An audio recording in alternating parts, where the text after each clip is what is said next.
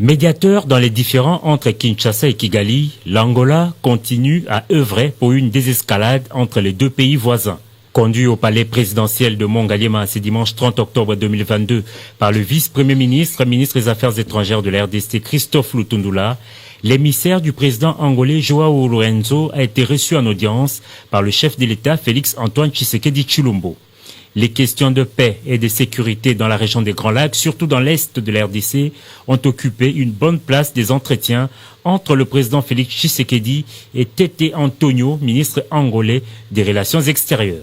Le président Lourenço avait reçu un mandat de faire la médiation entre la RDC et le Rwanda.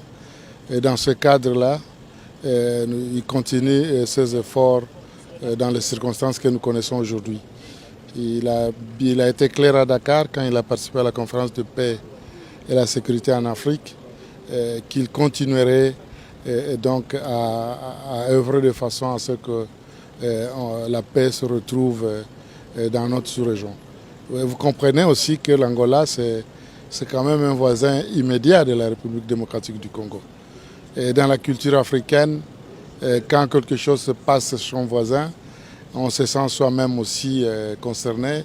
Et il faudra bien qu'on aille voir le voisin, s'en informer et voir comment ensemble nous pouvons dépasser toutes les difficultés qui se présentent.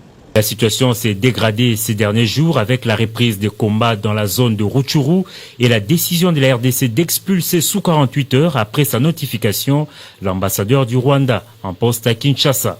Et face à ces regains de tensions, l'Angola veut apaiser l'ambiance. Le médiateur, en fait, est censé être médium, comme dit le mot.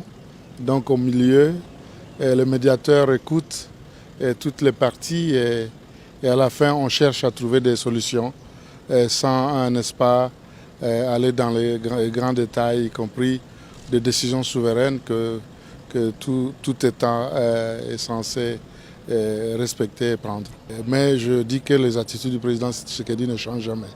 Que ce soit dans les difficultés, dans le bonheur comme dans le malheur, c'est toujours la fraternité entre nos pays et entre nos peuples. Je crois que c'est ce qu'il vaut. C'est ce qu'il faut ce qui vaut la peine, c'est ce qu'il faut qu'on cultive, et nous tous, parce qu'il n'y a que ça qui amène le progrès.